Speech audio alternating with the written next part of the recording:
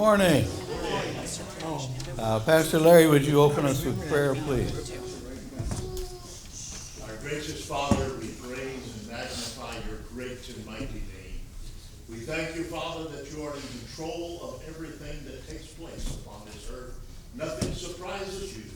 And Lord, you have a plan and a program. And we look forward to that day when we will be with you in glory to honor you and to praise you. Now, Lord, in this time we praise you as best as we can by the help of your Spirit to worship you, bless your people, encourage them and strengthen them. We thank you for your word that goes forth this morning. Anoint your servants to bring forth your word, our hearts to receive your word. In your name, Jesus, amen. Amen.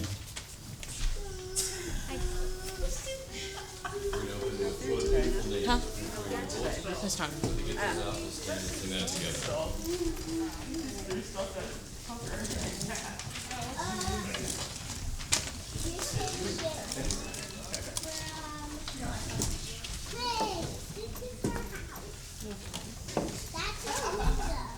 Glad you're okay.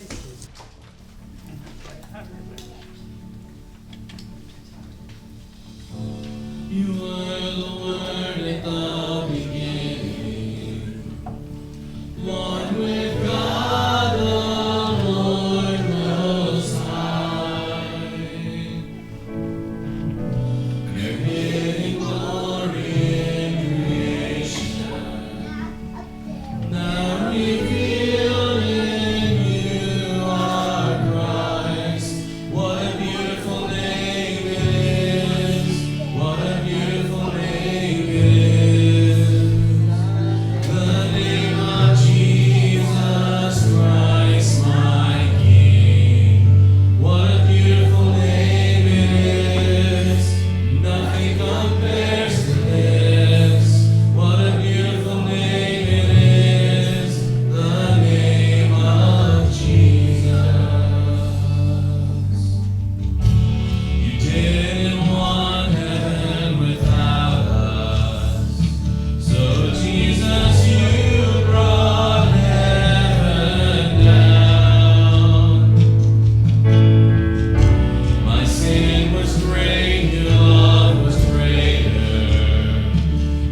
What could separate us now? What a wonderful name it is! What a wonderful name it is! The name of Jesus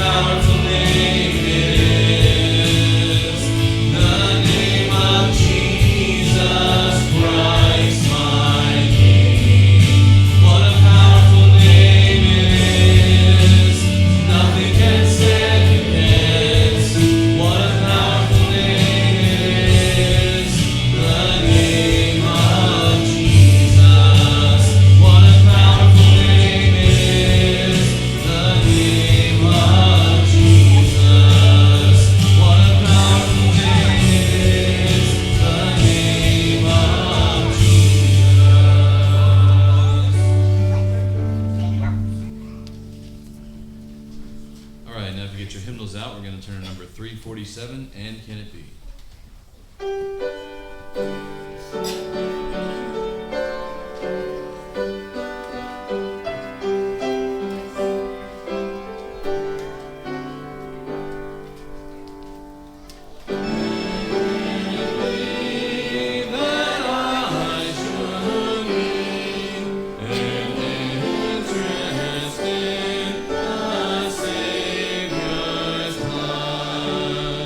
God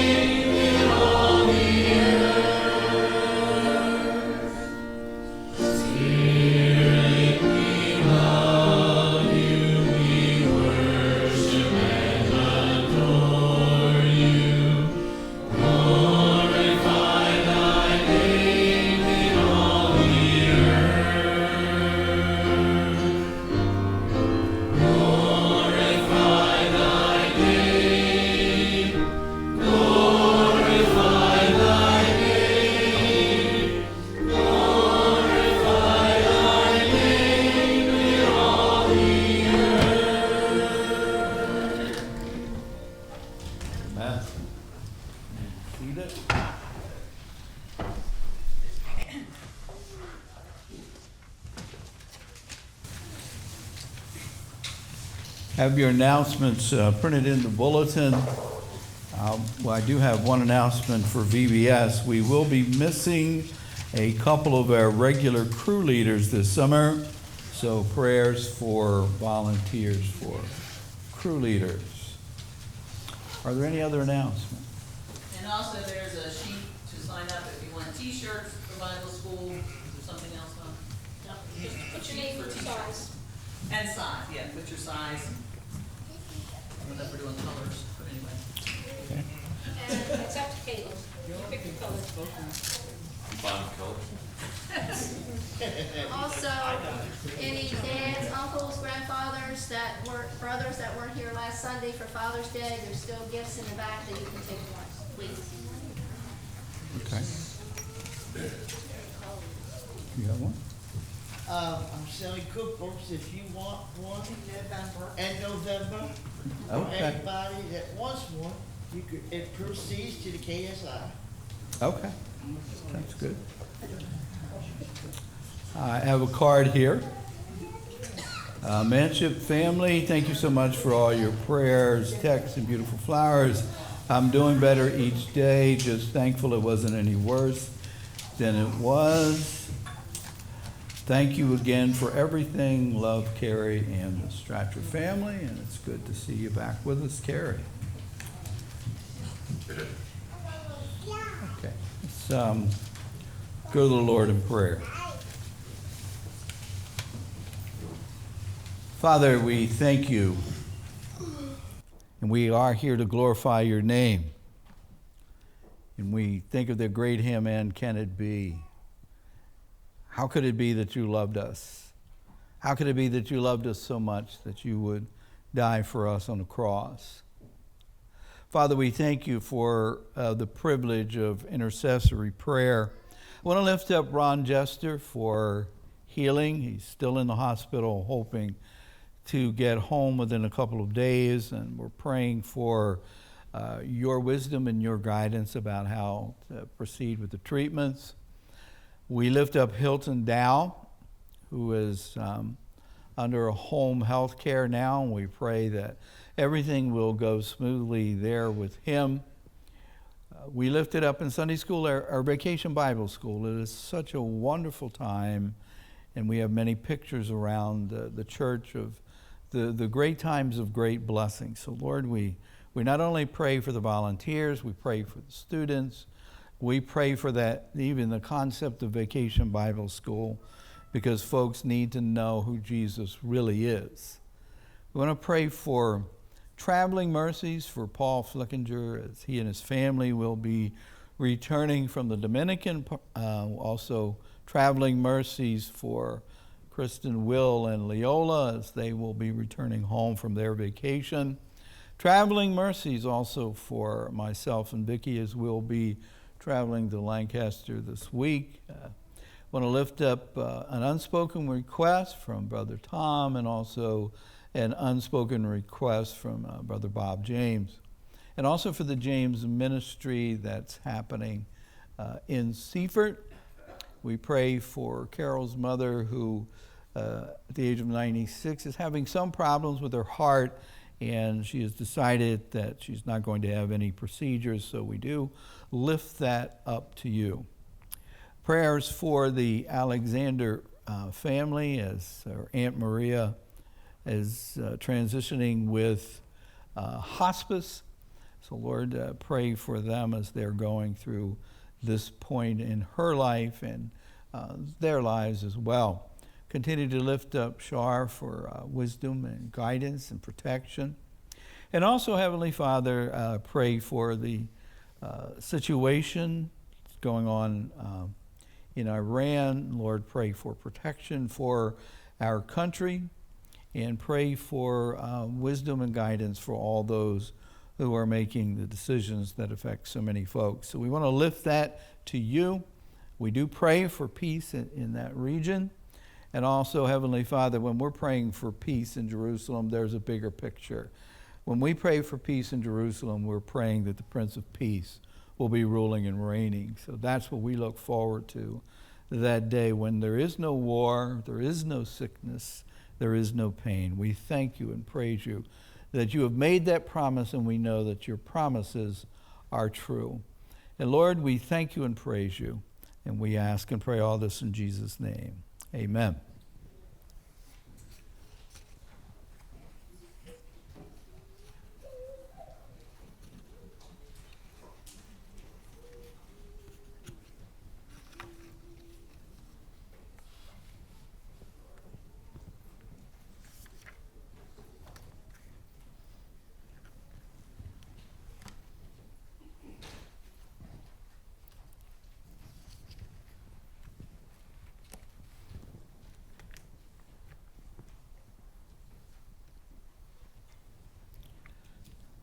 Our scripture lesson this morning is from Paul's letter, second letter to the Corinthians, and I'll begin reading at verse number 1. For I determined this with myself, that I would not come again to you in heaviness. For if I make you sorry, who is he then that maketh me glad? But the same which is made sorry by me. And I wrote this same unto you, lest when I came, I should have sorrow from them of whom I ought to rejoice, having confidence in you all, that my joy is the joy of you all. For out of much affliction and anguish of heart I wrote unto you with many tears, not that ye should be grieved, but that ye might know the love which I have more abundantly unto you. But if any have caused grief, he have not grieved me, but in part that I may not overcharge you all. Sufficient to such a man is this punishment, which was inflicted of many. So that contrariwise ye ought rather to forgive him and comfort him, lest perhaps such a one be swallowed up with his overmuch sorrow. Wherefore, I beseech you that you would confirm your love toward him. For lo, this end also did I write, that I might know the proof of you, whether ye be obedient in all things. To whom ye forgive anything, I forgive also. For I forgave anything, to whom I forgave it, for your sakes forgave I it in the person of Christ. Lest Satan should get an advantage of us. For we are not ignorant of his devices. Furthermore, when I came to Troas to preach Christ's gospel, and a door was open unto me of the Lord, I had no rest in spirit, because I found not Titus my brother, but taking my leave of them, I went from thence into Macedonia. God always adds this blessing to the reading of his holy word. Let us pray. Father, we come before you as we're looking at this passage of Scripture. And we really do need to know a little bit of the history. We'll get to that. But Heavenly Father, many times the church has the reputation of shooting their own wounded. There are people who may make mistakes. And Lord, they're too ashamed to come back. They're too afraid to come back. But this is the place of healing. This is the place of forgiveness. This is the place where we should always feel love. One of the great preachers once said that God always loves us, but he's not always satisfied with us. That means we're still his child, and he wants so much better for us. So Lord, as we look into this passage of Scripture this morning, we ask that you would open up our hearts, open up our minds, and see where we stand. And Lord, we give you the praise and glory, for we ask and pray this in Jesus' name.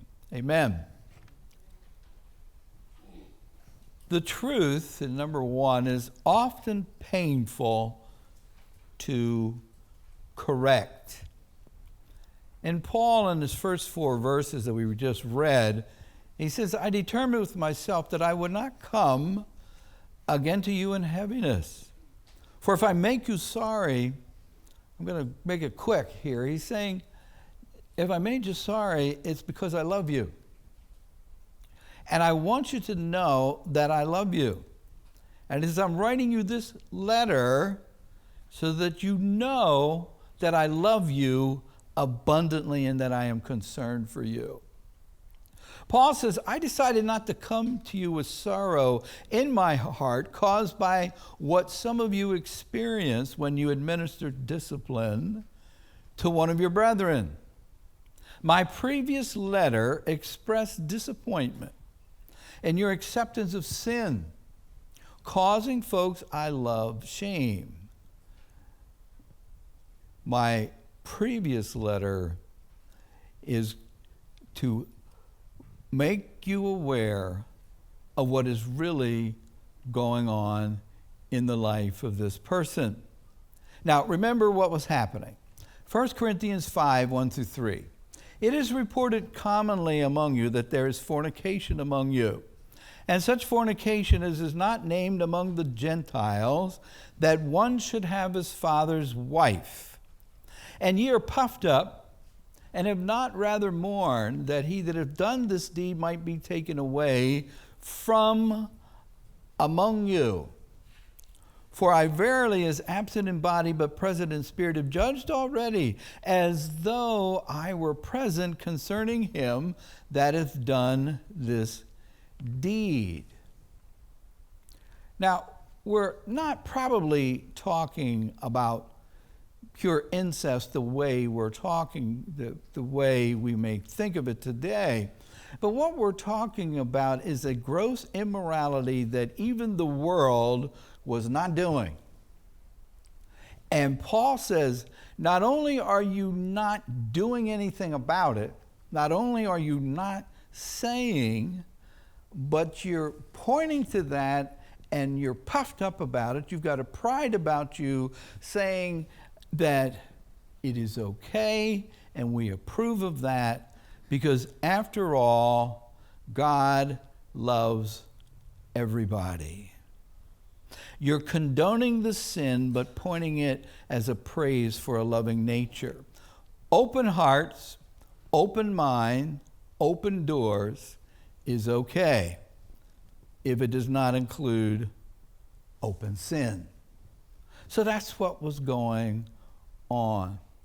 And listen to Paul's instructions. Therefore, put away from among yourselves that wicked person. He also told them in 1 Corinthians 5, 6, your glorying is not good. Know ye not that a little leaven leaveneth the whole lump?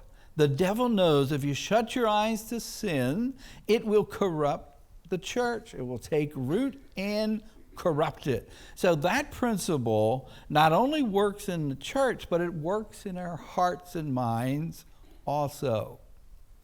In 1 Corinthians 5, 7 and 8, purge out therefore the old leaven, that ye may be a new lump, as ye are unleavened. For even Christ our Passover is sacrificed for us. Therefore, let us keep the feast, not with old neither with the leaven of malice and wickedness, but with the unleavened bread of sincerity and truth. Well, that sounds pretty harsh, doesn't it? Purge it out. Well, they did what Paul suggested. They actually had this guy leave the church. Now, I'm not stressing the point of church discipline because in reality, we don't get that far, do we? Because what happens if you get into a life of sin, then you leave, even without somebody in the church pointing out something that's going on in your life. The leaving, that's hard. You're ashamed. But then You come to yourself, then you ask for forgiveness of God, but it's still hard to come back to church, isn't it? And that's what this letter really is about. What Paul is saying here in this particular chapter, in the verses that we just read, he is saying, you need to let them back. They want to come home, but they won't come home. And this is how you're supposed to treat them when they come home. So this brings us to the second point, the command to forgive. The command to forgive. But if any have caused grief, he has not grieved me, but in part that I may not overcharge you all. Sufficient to such a man is this punishment which was inflicted of many, so that contrariwise ye ought rather to forgive him and comfort him, lest perhaps such a one be swallowed up with overmuch sorrow. So this passage highlights for us a couple of important principles. One is the restoration of a fallen brother, and the second one is the power of an open door for ministry. In the previous letter, Paul rebuked the church at Corinth for allowing the gross immorality, and they disciplined the man. However, the man had repented and restored, and he wanted to be restored to the fellowship. Now, I know this might be a little bit of a sidebar. It's going to be quick, though. I saw a great definition of repentance. Repentance is being sorry enough not to do it again. Sounds kind of brief, but isn't that true? Because you want to change. So let's see what Paul tells us about the returning brother. The church should welcome the brother or sister with love and forgiveness. In the first letter, Paul dealt with the necessity of discipline. No church should ignore sin, sweep it under the rug, refusing to point it out because they're afraid of offending people. I found there's a perfect solution for that. If I stand up here and give you my opinion, I'm not doing the right thing. If I stand up here and quote the Word of God and read to you what the Word of God says, and you've got something in your life that's violating the Word of God, don't get mad with me. I didn't write it. God wrote it. God has the standard. Not only does God have the standard, but God has the power to change your life. If you're getting mad with the Word of God, it means that God loves you so much that He convicts you with the Word of God so that you then can repent, so that you then can depend on the Holy Spirit to change you and transform your life so that you can get God's blessing. That's what He wants. But we cannot sweep sin under the table. Think about it. Unless somebody loves you enough to tell you you're violating God's word, you will assume it's okay. In this case, the individual had been asked to leave the church.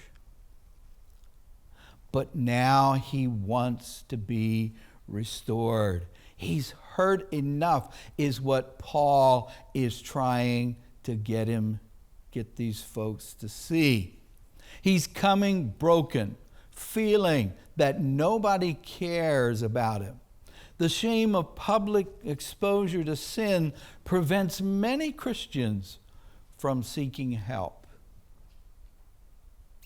I have had some brothers, fellow pastors, who were caught in a specific sin. They lost their ministry. They were asked to leave the ministry, and in some cases, folks were told not to speak to them.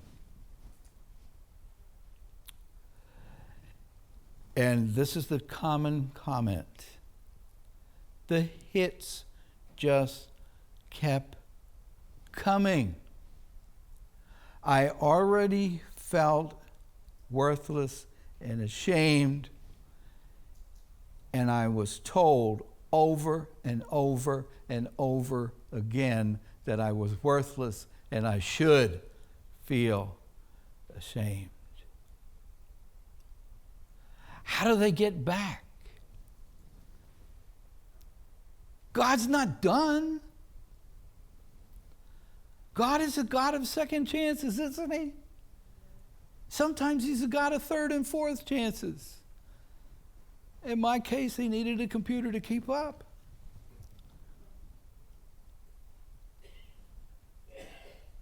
That's what Paul is saying.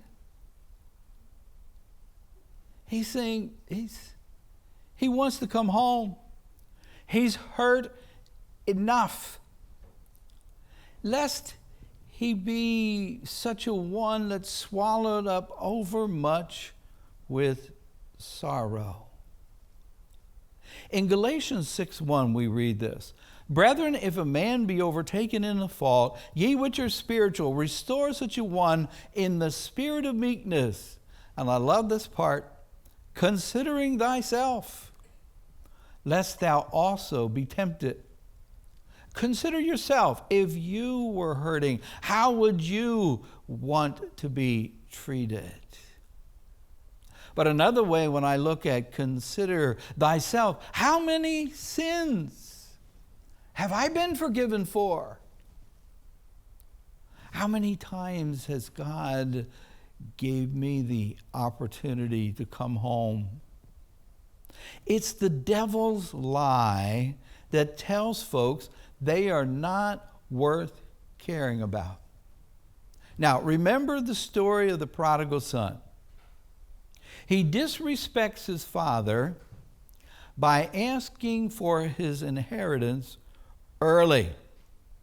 I was reading in one of my commentaries when he was asking for his father to give him his inheritance. Another way he was saying this to his father, I wish you were dead so I could get what's coming to me. Now that's pretty harsh. So you know that story of the prodigal son, don't you? The father gives him his share of the inheritance. So what does he do with it? I want what's mine. I'm entitled to it. I'm going to do it right now. So he goes into the far country. Translated, he goes into the world. He does exactly what he wants to do all of the time. It says he wasted it with riotous living. Now today's, that would be drinking, taking drugs, sex, all of those things. He wasted everything.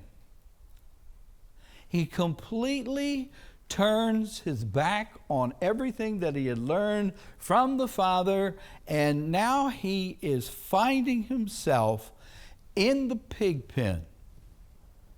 I'm going to give you a little bit of a warning. If you are a Christian and you decide, I'm going to turn my back on the Father, I'm going to take a trip into the far country, I got enough money, I can do whatever I want to do. I'm going to be at the center of my world, I am entitled. I'll give you a little clue what happens. You take a little trip into the far country and you take one step and you feel a little bit of guilt. I shouldn't be acting like this. This just isn't right. So if you get into alcohol and drugs, you take a little more alcohol, a little more drugs, and then after a while the alcohol and drugs don't work, and so you just keep right on going farther and farther and farther and farther away. And let's try something new, because everything I try new, that's going to give me satisfaction in life. When I left the place, where I could get everything that I needed in the Father's house. So now I'm going to go, I'm going to do it my way, and then finally you just keep getting further and further and further away, and you're hurting and you're hurting. And you know what it is? You know what the Father is thinking in his mind? He is still praying for the Son. He still wants the Son to come home. But here's the Son. He's still going further and further and further and further. And then he finds himself in the pig pen. But that's a blessing. You go, what? That's a blessing. Because when he's in the pig pen, he says, whoa, wait a minute. I'm not happy in the pig pen because I'm not a pig. I'm a son. And then he starts to remember, oh, in my Father's house, even the hired hands, they have plenty to eat.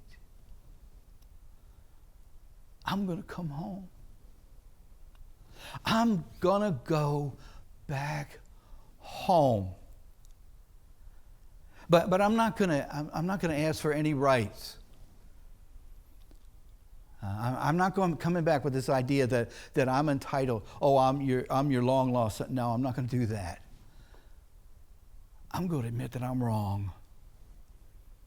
And when I go to the Father, first thing I'm going to say to him, I don't deserve to be your son. I just want to be treated like one of the hired servants. No conditions for me coming home. Just, I'm going to go back and beg for forgiveness. And then he turns around and don't you love that story as he's walking down the road? Can't you just picture that? And here's the Father. He looks, and I think he prayed every morning, and he looked out every morning because he wanted to see that son come home. So the Father comes running. He doesn't say to the Son, look what the dogs drug in. I told you it wasn't going to be good.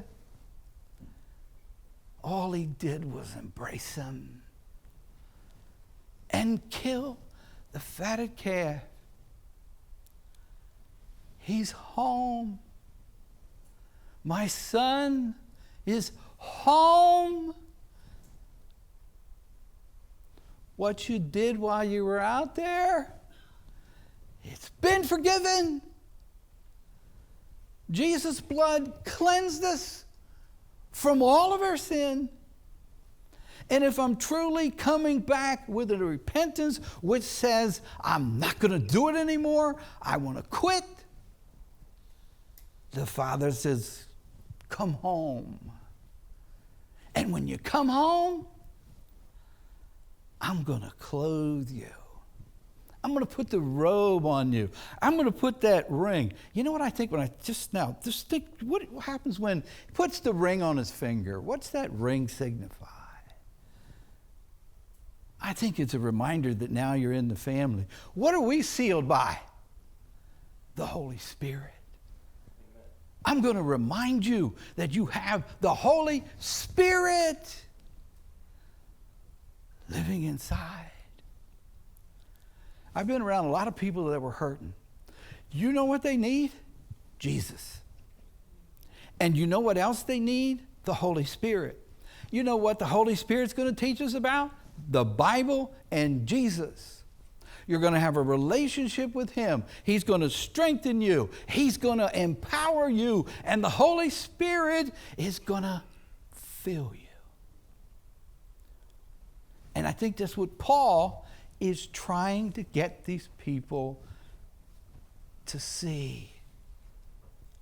I love this one, the parable of Jesus and the sheep, when Jesus had lost a sheep. In verses, this would be Luke 15, and when he had found it, He layeth it upon his shoulders, rejoicing in when he cometh home. He calleth together his friends and neighbors, saying unto him, Rejoice with me, for I have found my sheep which was lost. I say unto you, that likewise joy shall be in heaven over one sinner that repents. Great joy in heaven.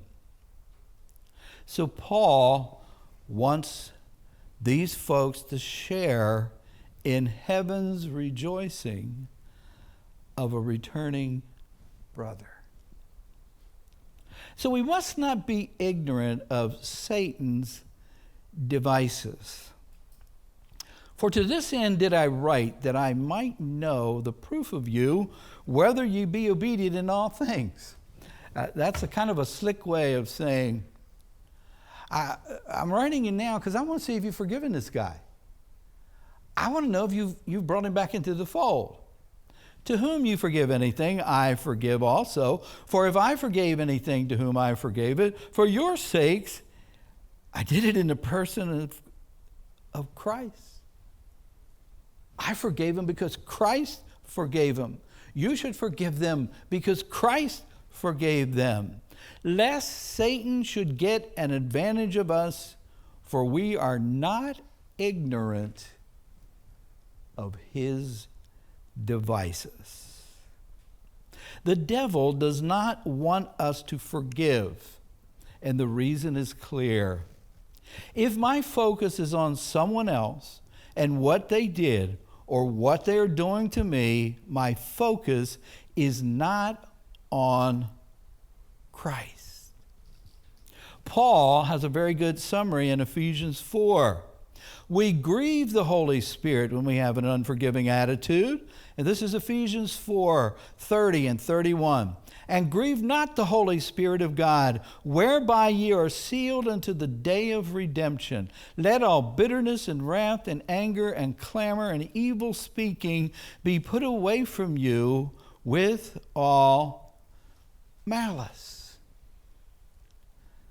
Now, folks are saying, I don't know that I've struggled with that. So let's kind of break that list down a little bit. How about bitterness? That's extreme wickedness.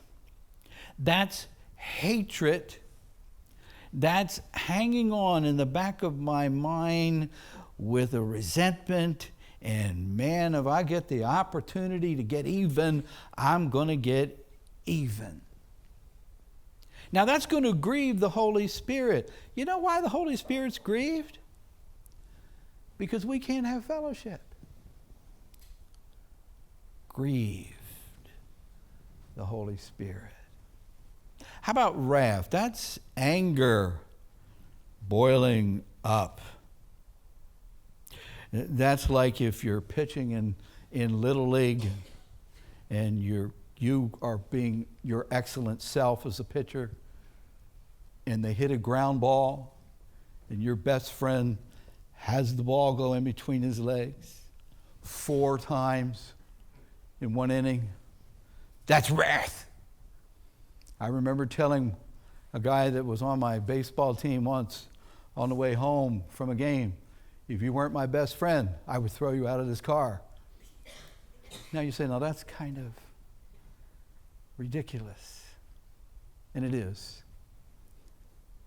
Wrath is not something that we should ignore. Wrath is when somebody has done something that really has hurt us and we want to get even, and we are focused on getting even, and that's what we're looking at. That's what we're talking about. That's what's going to grieve the Holy Spirit. That's what's going to keep us away from Jesus.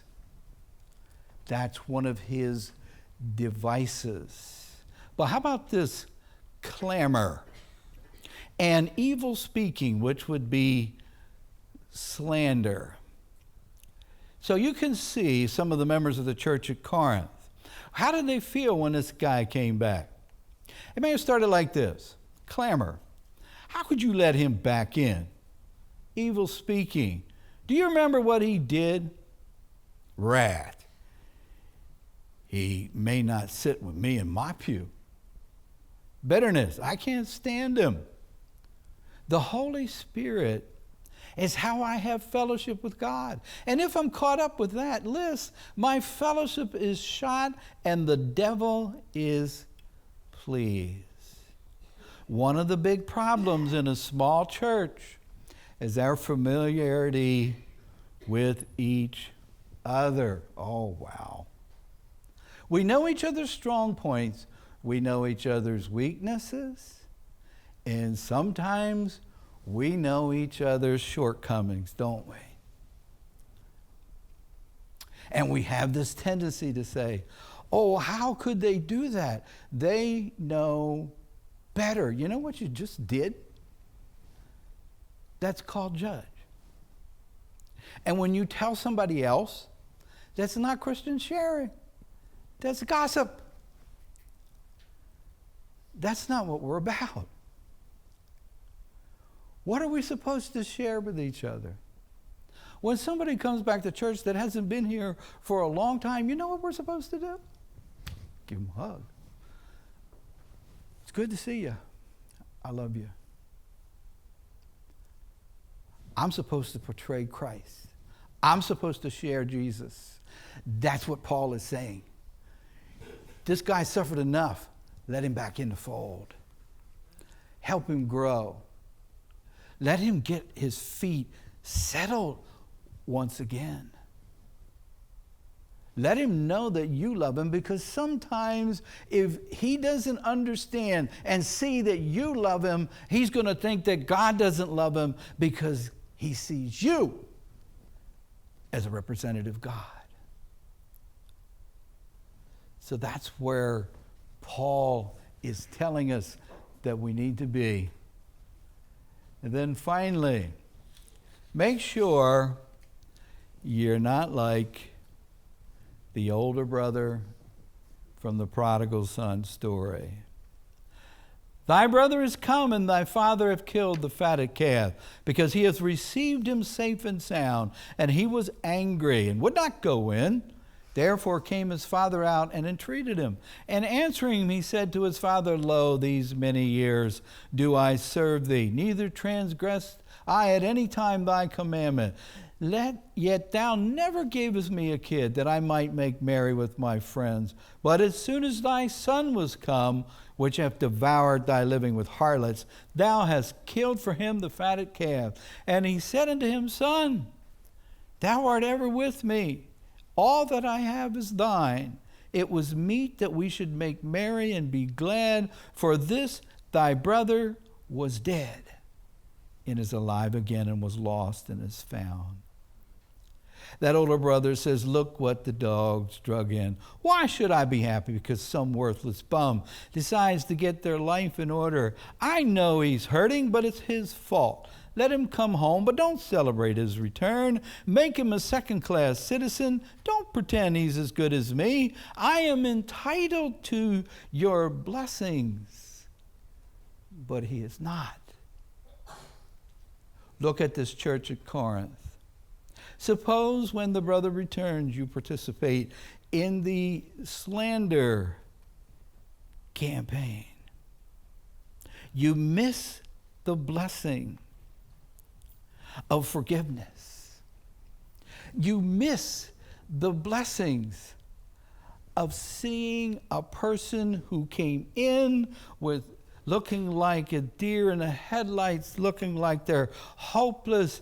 Then all of a sudden you miss the love and grace of the Father, who forgave everything that he did. And not only forgave him, but he wanted to let him know, I love you as a full son, no restrictions. And you missed it. You missed it because you have no more relationship with the Father than the prodigal son had when he was in the pig pen. You've missed the point. All that God has is yours because God gave it to you by grace so that you could be blessed with a relationship of walking with him. And you were only in it for what you could get out of it. And you've missed the blessings. We're not here for what we can get out of it. Oh, we're going to get a lot of stuff out of it. Don't get me wrong. But we're here because we love Jesus. We're here because we want to worship God. We want to thank him. We're here knowing we don't deserve anything that we have, but we are grateful and thankful for what we have, because what we have we know is a gift from him, and we should reach our hands up with love and praise him. So that's what Paul was showing these people. If you show him the love of Christ, you will experience the love of Christ in your hearts, and it will be real. And that is what we're looking for. A real relationship with Jesus. Let us pray.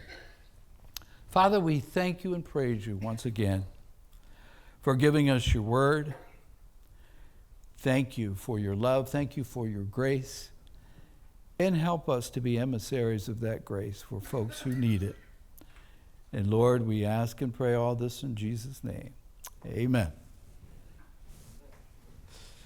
All right.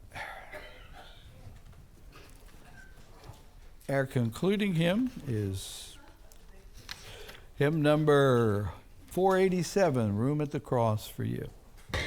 Stand and praise our Lord together.